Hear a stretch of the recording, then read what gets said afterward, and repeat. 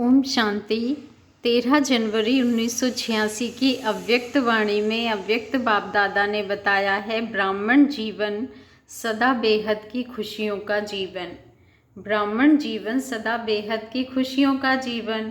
सदा खुश नसीब होली हैप्पी बच्चों प्रति बाप दादा बोले। आज बाप दादा अपने होली और हैप्पी हंसों की सभा देख रहे हैं। सभी होली के साथ हैप्पी भी सदा रहते हैं। होली अर्थात पवित्रता की प्रत्यक्ष निशानी, हैप्पी अर्थात खुशी सदा प्रत्यक्ष रूप में दिखाई देगी। अगर खुशी नहीं तो अवश्य कोई अपवित्रता अर्थात संकल्प व कर्म यथार्थ नहीं है, तब खुशी नहीं है। अपवित्रता से 5 विकारों को नहीं कहा जाता है, लेकिन संपूर्ण आत्माओं के लिए, देवात्मा बनने के लिए अयथार्थ, व्यर्थ, साधारण संकल्प, बोल व कर्म भी संपूर्ण पवित्रता नहीं कहा जाएगा। संपूर्ण स्टेज के समीप पहुंच रहे हो, इसलिए वर्तमान समय के प्रमाण व्यर्थ व साधारण कर्म ना हो, इसमें भी चेकिंग और चेंज चाहिए। जितना समर्थ और श्रेष्ठ संकल्प, बोल और कर्म होगा और उतना सदा खुशी की झलक, खुश नसीबी की फलक अनुभव होगी और अनुभव कराएगी। बाप दादा सभी बच्चों की यह दोनों बातें चेक कर रहे थे कि पवित्रता कहाँ तक धारण की है, व्यर्थ व साधारणता अभी भी कहाँ तक है, और रूहानी खुशी, अविनाशी खुशी, आंतरिक खुशी कहाँ तक रहती है। सभी ब्राह्मण बच्चों का ब्राह्मण जीवन धारण करने का लक्ष्य ही है सदा खुश रहना।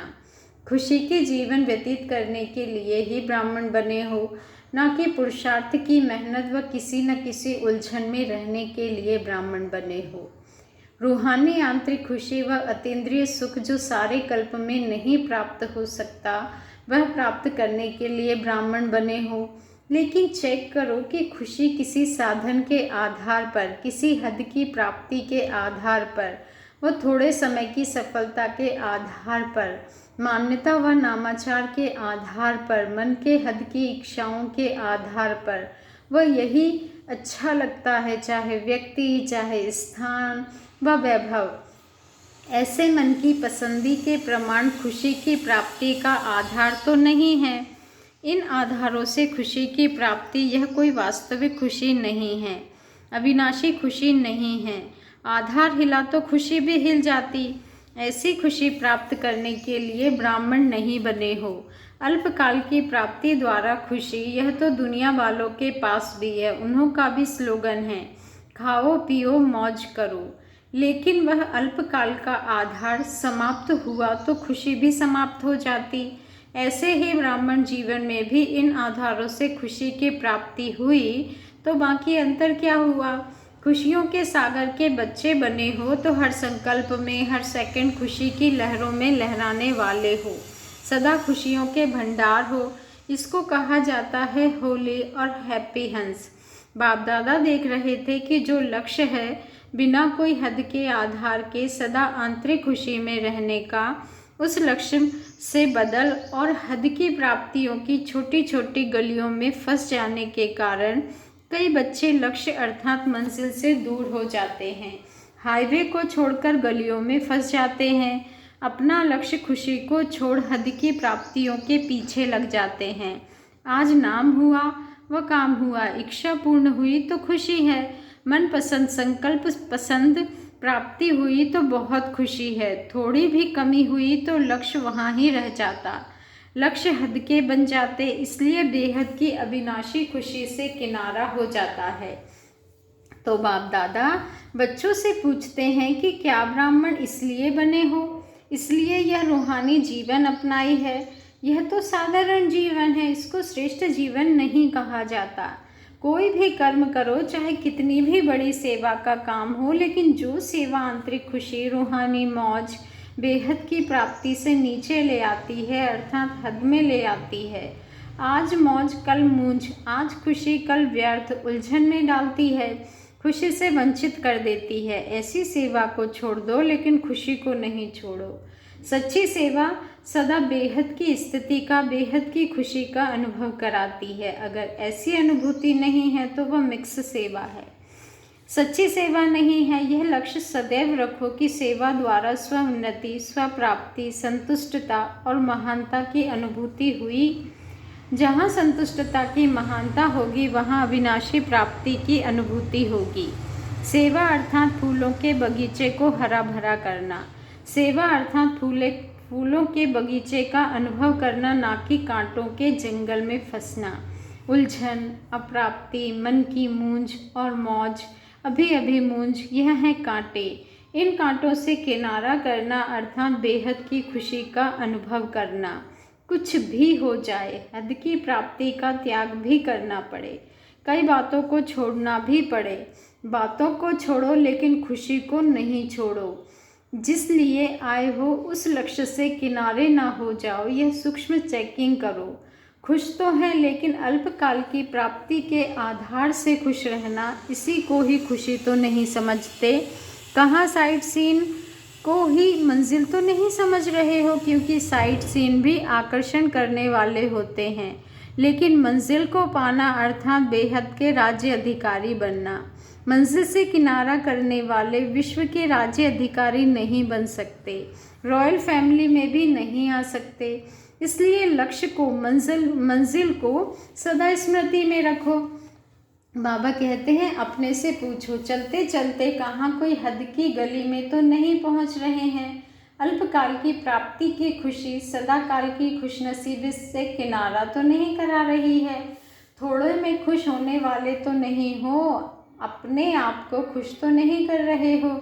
जैसी हूँ वैसी हूँ, ठीक हूँ, खुश हूँ, अविनाशी खुशी की निशानी है उनको औरों से भी सदा खुशी की दुआएं अवश्य प्राप्त होंगी बाप दादा, और निमित्त बड़ों के स्नेह की दुआएं अंदर अलौकिक आत्मिक खुशी के सागर में लहराने का अनुभव कराएंगी।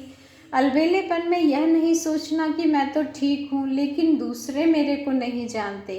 क्या सूर्य की रोशनी छिप सकती है? सत्यता की खुशबू कभी मिट नहीं सकती, छिप नहीं सकती। इसलिए धोखा कभी नहीं खाना, यही पाठ पक्का करना। पहले अपनी बेहद की अविनाशी खुशी, फिर दूसरी बातें। बेहद की खुशी सेवा की व सर्व की स्नेह की, सर्व द्वारा अविनाशी सम्मान प्राप्त होने की खुशनसीबी अर्थात श्रेष्ठ भाग्य स्वतः ही अनुभूति कराएगी। जो सदा खुश है वह खुशनसीब है।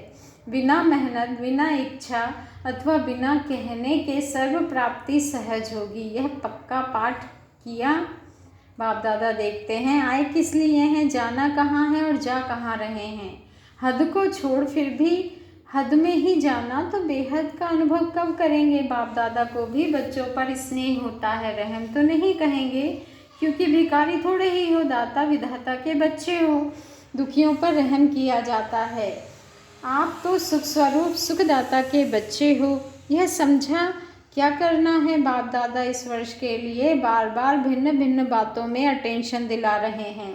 इस वर्ष विशेष स्व पर अटेंशन रखने का समय दिया जा रहा है।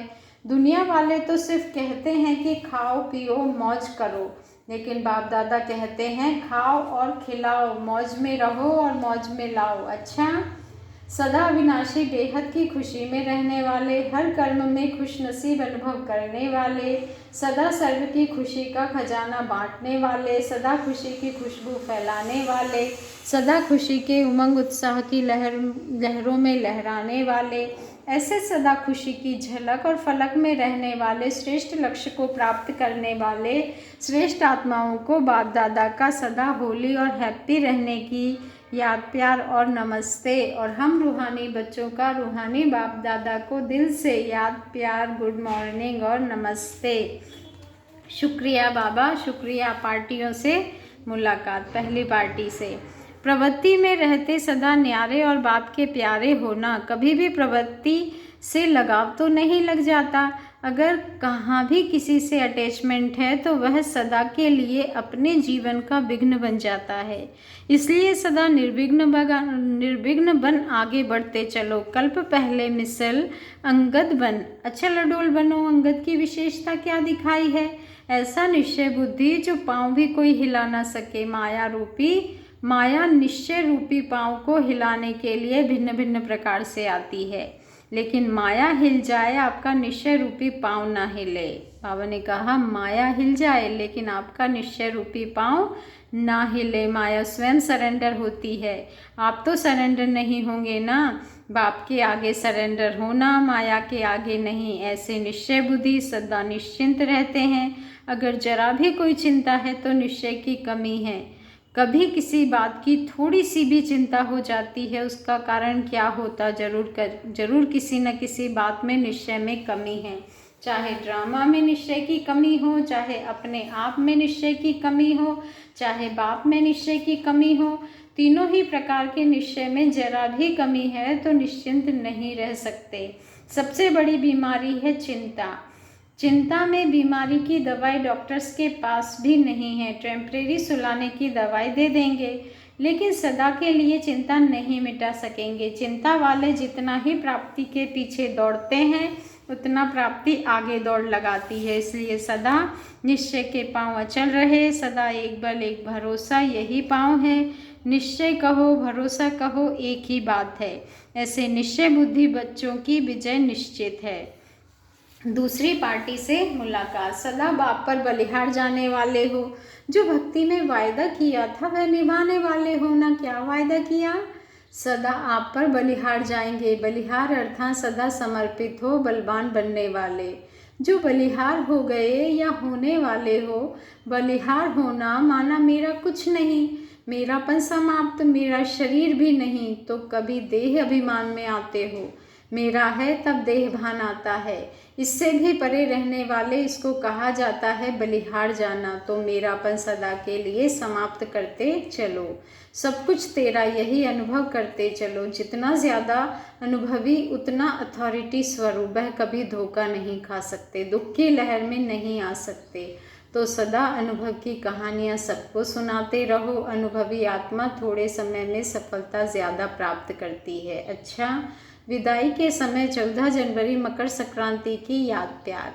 आज के दिन के महत्व को सदा खाने और खिलाने का महत्व बना दिया है। कुछ खाते हैं, कुछ खिलाते हैं। वह तिल दान करते हैं या खाते हैं। तिल अर्थात बहुत छोटी सी बिंदी। कोई भी बात होती है छोटी सी होती है तो कहते हैं यह तिल के समान है, और बड़ी होती है तो पहाड़ के समान कहा जाता है। तो पहाड़ और तिल बहुत फर्क हो जाता है ना। तो तिल का महत्व इसलिए है क्योंकि अति सूक्ष्म बिंदी बनते हो। जब बिंदी रूप बनते हो तभी उड़ती कला के पतंग बनते हो।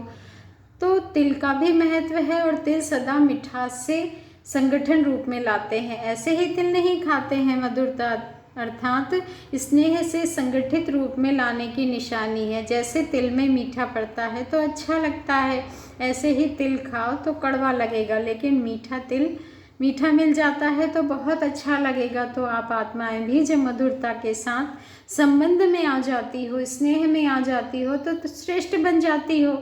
तो यह संगठित मधुरता का यादगार है, इसकी भी निशानी है। तो सदा स्वयं को मधुरता के आधार से संगठन की शक्ति में लाना, बिंदु रूप बनना और पतंग बन उड़ती कला में उड़ना, यह है आज के दिन का महत्व।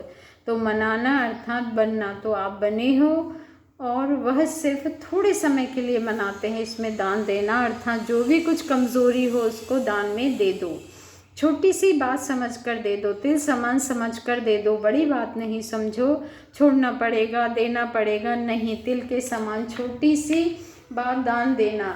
खुशी खुशी छोटी सी बात समझकर खुशी से दे दो, यह है दान का महत्व। समझा? सदा स्नेही बनना, सदा संगठित रूप में चलना और सदा बड़ी बात को छोटा समझ समाप्त करना। आग में जला देना, यह है महत्व। तो मना लिया ना, दृढ़ संकल्प की आग जला दी। आग जलाते हैं ना इस दिन, तो संस्कार परिवर्तन दिवस वह संक्रांति कहते हैं। आप संस्कार परिवर्तन करेंगे। अच्छा, सभी को स्नेह और संगठन की शक्ति में सदा सफल रहने की याद प्यार। और गुड मॉर्निंग बाबा, शुक्रिया बाबा, शुक्रिया।